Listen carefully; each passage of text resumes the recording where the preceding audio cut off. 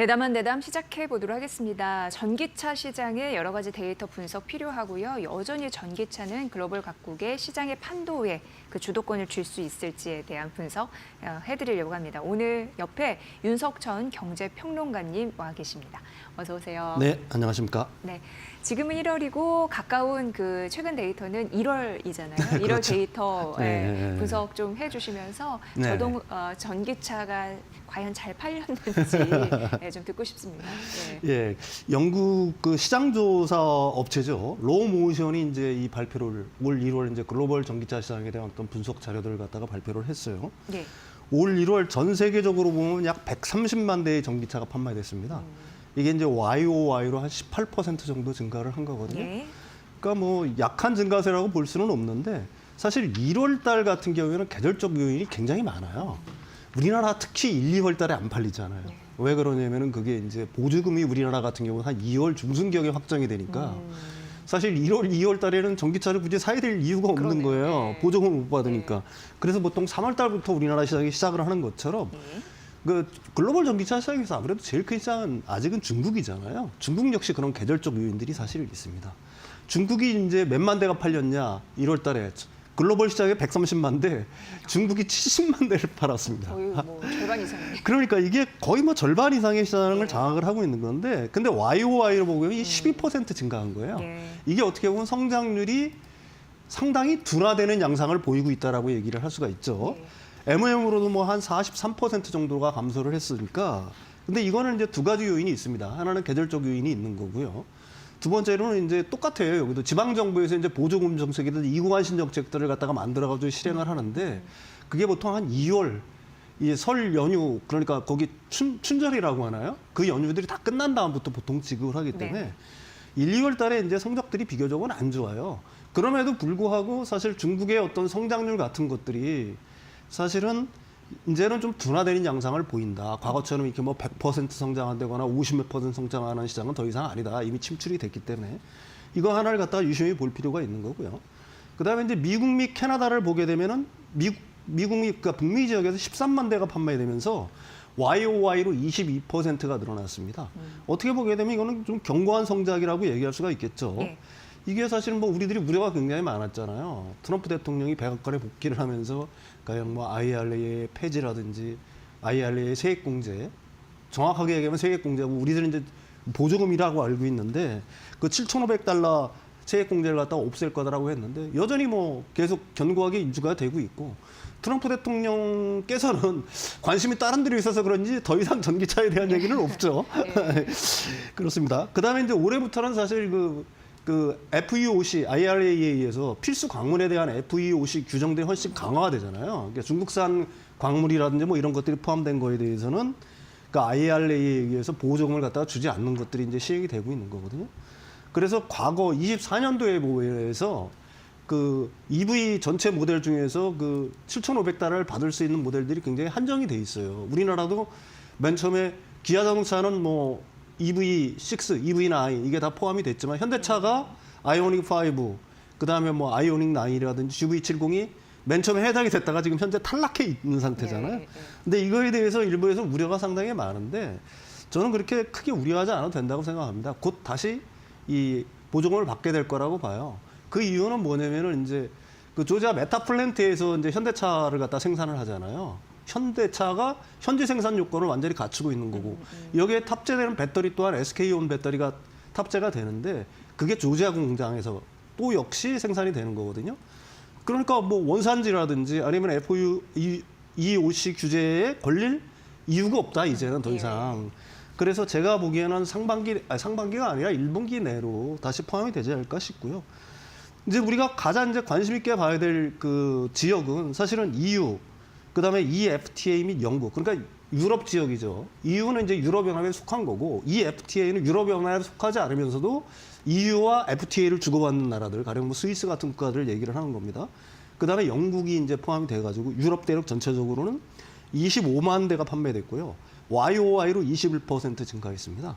근데 이게 YOY로 21% 증가니까 아 이거 뭐 별거 없네라고 생각할지 모르지만 유럽 같은 경우에 작년, 재작년에 아주 시장이 안 좋았잖아요. 이게 대단한 성장인 거고 유럽 주요국 7개국으로 범위를 좁혀보면은 39%나 성장을 했습니다. 이게 왜 그러냐면 내가 지난주에 설명을 드렸을 거예요. 올해부터 강화된 CO2, 그러니까 이산화탄소 배출가스 기준이 적용이 된다. 그러니까 기업들 같은 경우는 기존의 완성차 기업들 같은 경우에는 그 규정을 맞추기 위해서는 전기차 생산을 늘려야 된다. 그리고 판매를 해야 된다. 그래서 결국은 이거 작년 말부터 시작해가지고 올해 초에 유럽에서 이 전기차가 어떻게 보게 되면 성장폭이 굉장히 크게 나타나고 있는 거고요. 이게 독일 같은 경우에는 54%, 영국은 42%, 노르웨이 90%, 이탈리아 126%, 스페인 49%, 이 정도로 성장을 했어요. 이제 성장률을 약간 까먹은 게 프랑스인데 프랑스는 약간 플랫한 성장을 했습니다. 예. 그러니까 프랑스가 뭐 좀 올라오기 시작하면 성장률은 더 높아질 것 같고요. 이게 이제 왜 중요한 의미를 갖냐면은 우리나라 현대차 구입이라든지 아니면 유럽의 완성차 업체들한테 이게 좀 의미를 갖는 게 뭐냐면요. 테슬라는 지난 시간에 설명을 드렸잖아요. 유럽 1월 판매가 굉장히 부진했어요. 사실 뭐 유럽 판매뿐만이 아니라 글로벌 판매 전반적으로 부진을 했지 않습니까? 네. 그런 와중에도 유럽의 어떤 성장률이 이렇게 높아졌다라고 하는 거는 다른 완성차 업체 콘텐츠로도 방송을 해주셨죠. 예, 예. 일론 머스크 관련해서도. 그렇죠. 예, 예, 예. 다른 완성차 업체들의 약진을 갖다가 볼 수 있다는 얘기고요. 그다음에 전 세계 나머지 지역은 13만 대가 판매되면서 YOY로 한 50%가 증가했습니다. 그러니까 주요 지역을 제외한 지역에서도 전기차들이 이제 서서히 좀 팔리고 있다. 이렇게 이제 결론을 내릴 수가 있겠죠. 네. 예, 예. 최근에 본인이 반도체와 2차 전지에 굉장히 강한 분석의 능력을 갖고 있다라시는 분과 한번 얘기를 한 적이 있는데요. 네네네. 그분이 그 얘기를 하더라고요. 2차 전지 관련주를 되게 좋게 생각하는 이유 중에 하나가 유럽 시장 쪽에서 받쳐줄 거기 때문에 네네네. 판매가 많이 될 거기 때문에 아무튼 낙수 효과를 톡톡히 받을 수 있다라고 얘기를 하던데 네네. 그런 의미에 봤을 때 유럽 시장에 대한 여러 가지 면모를 따지게 되더라고요. 근데 그 규제 완화 이쪽도 그렇고 규제를 강화하는 그런 쪽도 그렇고 어찌 됐건 그 기업 차량을 또 전기차로 바꾸게 하는 네네. 그런 또 목소리도 나오고 있어서 네. 유럽 시장에서 우리가 먹을 것이 좀 상당할까라는 생각을 하게 됐습니다. 네, 예. 그렇습니다. 사실은 뭐 작년도에 우리나라 언론들이 제일 많이 걱정한 게 유럽 네. 지역에서 그 CO2 배출가스 기준을 갖다가 더 완화할 거라고는 언론들의 기사가 많았잖아요. 근데 전혀 그렇지가 않고요. 오히려 더 강화하는 모양들을 보이고 있는데 이 법안은 아직까지 확정된 법안은 아닙니다. 이게 3월 5일 날 제가 지금 설명드리는 이 법안을 포함해서 각종 전기차 활성화 계획들이 EU 집행위원회에서 이제 논의가 시작되면서 발표가 될 거예요. 네. 핵심 골자는 뭐냐면요. 2030년까지 100대 이상의 차량을 보유한 기업, 그러니까 기업 중에서도 어느 정도 규모가 있는 기업들이겠죠. 이 기업들은 모든 차량을 전기차로 구입해야 됩니다. 2030년부터는. 이게 어떤 의미를 갖고 있냐면은 사실 우리나라도 마찬가지지만은 기업용 차량과 아니면 개인들이 소비하는 차량을 이렇게 둘로 나눠봤을 때 유럽 같은 경우에는 기업의 어떤 수요가 훨씬 많아요. 6대 4 정도로 됩니다. 아, 그래요? 그러니까 기업들이 오히려 개인들보다도 차를 더 필요하다는 얘기죠. 예, 예, 예. 근데 이게 우스운 거는 뭐냐면은 유럽의 기업들은 개인보다 전기차 전환이 늦고 있어요, 현재. 그러니까 개인 같은 경우에는 14.3%가 전기차로 전환을 했는데 기업은 13.6%에 불과한 거예요. 특히 이런 어떤 경향들은 우리가 유럽에서 가장 큰 시장이라고 하는 독일이라든지 프랑스 같은 경우에서 더 두드러지고 있다는 얘기죠. 따라서 이 법을 실시하게 되면 어떤 효과가 있냐면은 기업들에게 전기차 전환을 강제하게 되면은 기존에 이제 유럽연에 설정한 CO2 배출량 그 강화 기준 그걸 갖다가 더 빨리 달성할 수가 있겠죠. 네. 그 다음에 또 하나는 이런 걸 갖다가 자꾸 그 CO2 배출가스 기준이라든지 아니면 기업들한테 전기차 의무화를 갖다가 시행하려고 하는 배경 자체에는 유럽의 완성차 업체들이 전기차 전환을 늦고 있잖아요. 그래서 중국에서 엄청난 어떤 뭐 실적 저하 이런 걸 맞았고 그래서 폭스바겐이라든지 뭐 여러 완성차 업체들이 지금 굉장히 위기에 처해 있다는 얘기가 계속해서 나오고 있지 않습니까? 근데 그 해법 자체를 사실은 전동화의 전환이 늦었기 때문이라는 거에 그 해결책을 갖다가 해법을 두고 있는 거예요. 그래서 강제로라도 이 유럽 영내의 완성차 업체들의 전기차 전환을 강제로라도 빨리 해야 되겠다. 이런 의미에서 사실 이런 법안들이 추진이 되고 있는 거고요. 이렇게 함으로써 기대 효과는 뭐냐면은 저번 시간에 말씀드렸듯이 그 TN이라고 있지 않습니까? 그 엔지오 그룹입니다. 유럽에. 거기에 따르면 2030년에는 약 200만 대 이상의 새로운 전기차 수요가 창출이 가능할 거다. 이렇게 보고 있는 거고요. 2030년에는 CO2 배출가스 목표 충족하는 데 필요한 EV 판매의 절반가량이 기업용 차량 수준에서 나올 거다. 그래서 여기 보시면 각 OEM별로 이 정책을 추진했을 때 가령 뭐 폭스바겐 같은 경우에는 몇 퍼센트, 스텔란티스는 54%, BMW는 58% 정도를 갖다가 그 자신들의 그 지금 유럽에서 실시하고 있는 CO2 배출가스 기준이 있지 않습니까? 예. 그걸 갖다가 이 그 기업용 차량을 갖다가 강제화함으로 해서 그 기준 자체를 맞출 수 있게 된다. 뭐 이런 얘기를 하고 있는 거고요. 예. 또 하나는 여기 보시면은 그 그림에 보시면은 좀 하늘색, 짙은 하늘색 부분이 있죠. 그게 기업용 차량으로 충족시킬 수 있다는 비율을 나타내고 있는 겁니다. 막대 그래프 중에 밑부분. 네, 밑부분. 예. 그러니까 상당히 많은 분량을 이 의무화가 시행이 되게 되면은 기업들은 자동으로 달성을 할 수가 있다는 얘기죠. 또 하나 효과가 있는데 기업용 차량은 우리들이 한번 생각을 해보십시오. 보통은 소유 기간이 개인들보다 좀 짧잖아요. 물론 뭐 개인들 같은 경우도 돈이 좀 풍족하신 분들은 2년, 3년마다 이렇게 차를 한 번씩 바꾸시지만 예.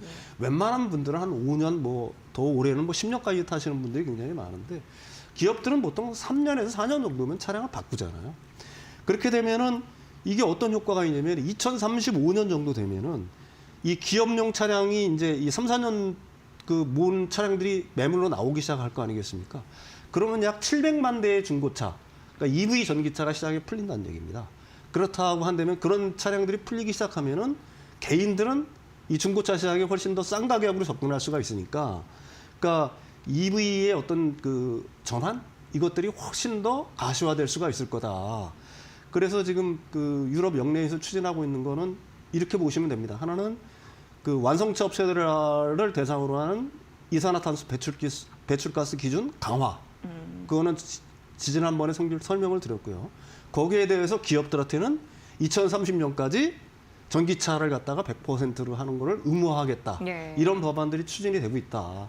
이렇게 이해를 하시면 좋을 것 같아요. 네. 예. 그러니까 유럽 쪽에서도 기업 차량 전기차 시장 같은 경우는 아직 초기 시장이어가지고 그렇죠. 네, 성숙한 시장으로 가기 위해서는 지속 성장이 돼야 되는데 네네네. 그쪽에서 우리가 또 생각해볼 여지가 좀 상당하겠네요. 네, 근데 네. 이제 네. 유럽의 기업들의 그 어떤 전기차 같은 경우에는 사실 유럽 영내 그 완성차 업체들 걸 많이 써요. 가령 뭐 폭스바겐이라든지 스텔란티스라든지 뭐 르노레, 자국 자국. 예. 아무래도 이제 그쪽에 주안점을 두겠지만 예. 우리나라 기업들이 그래도 거기서 좀 성장의 기회는 우리나라 기업들한테도 어차피 열려 있는 거니까요. 새로운 기회를 좀 찾을 수 있도록 노력을 많이 해야 되겠죠. 우리나라 기업들도. 네. 예, 예.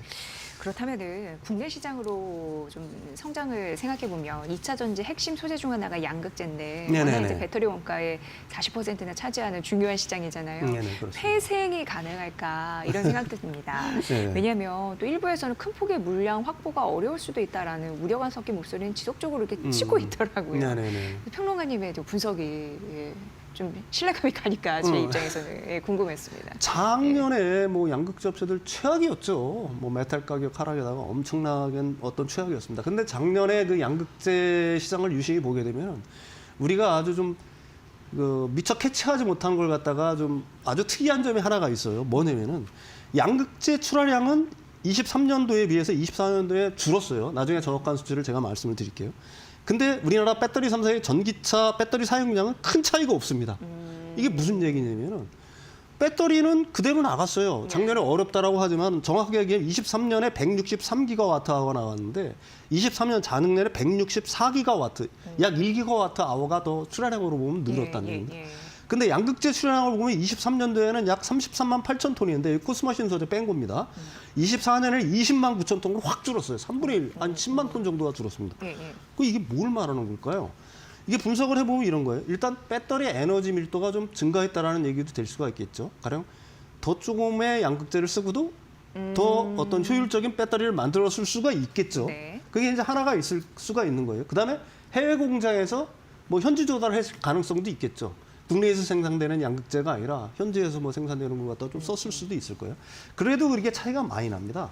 그 얘기는 뭐냐면은 제 분석은 그래요. 사실은 이 22년, 23년, 24년 이렇게 그 양극재가 고공행진할 때 배터리 3사 같은 경우에는 엄청난 재고량을 축적을 해놨을 거다. 일종의 스톡파일을 가졌다는 양극재를 미리 사서 이거 계속해서 올라가니까 그래서 이제 많이 샀던 걸 갖다가 24년도에는 이 양극재 회사들한테 신규 발주를 안 내고 기존의 재고를 갖다가 소진했다 이렇게 보시면 되는 거예요. 그러니까 기존의 그 스톡파일들 갖다 소진했다. 이거는 예. 그 배터리 3사의 재무제표를 보게 되면 어느 정도 좀 이해가 가실 겁니다. 그렇다면 이제 올해가 문제가 되겠죠. 이미 자신들이 갖고 있던 어떤 스톡파일, 그러니까 재고량들은 어느 정도 다 소진을 했으니까 그렇죠. 이제는 뭐 양극재 가격도 많이 내려왔잖아요. 그러니까 이제는 신규 발주를 시작을 해야 될 시점이 도달을 했다. 이게 이제 사실은 그 양극재 회사들한테는 그 지금 우리나라 양극재 회사들한테는 커다란 어떻게 보게 되면은 그 도전? 과제?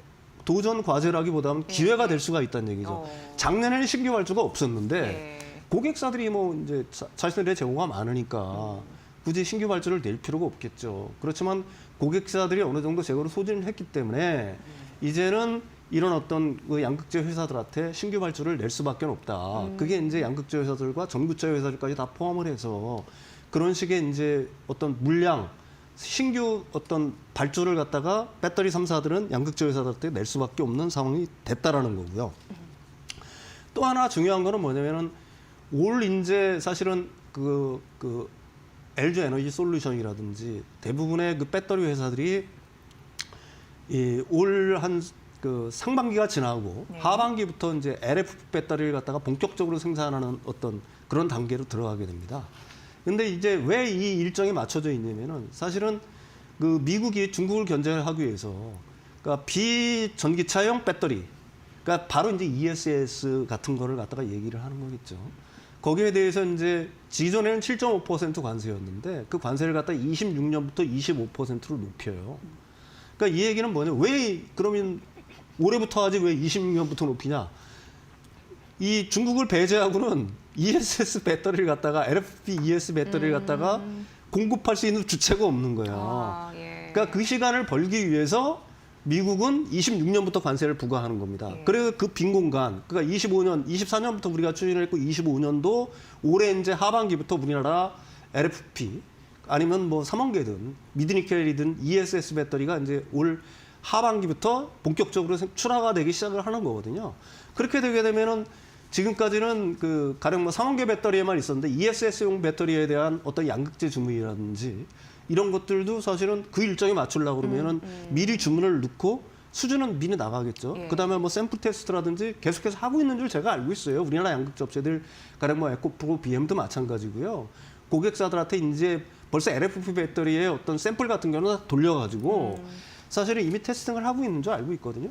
그러니까 그런 물량들 자체가 아까도 말씀드렸지 상반기에는 이제 기존의 어떤 스톡 파일들이 다 그 소진이 됐기 때문에 기존의 3원계용으로 해서 양극재들에 대한 어떤 수주가 나오기 시작할 거고요. 올 하반기부터는 이제 LFP 배터리라든지 아니면 기타 미드니켈 배터리라든지 이런 쪽의 양극재들에 대한 어떤 수요들이 본격적으로 나오는 시점이 됐다. 그래서 생각만큼 뭐 여러분들이 굉장히 우려하시는 것만큼 올해도 뭐 엄청난 어떤 그 양극재 회사들의 어떤 실적 악화?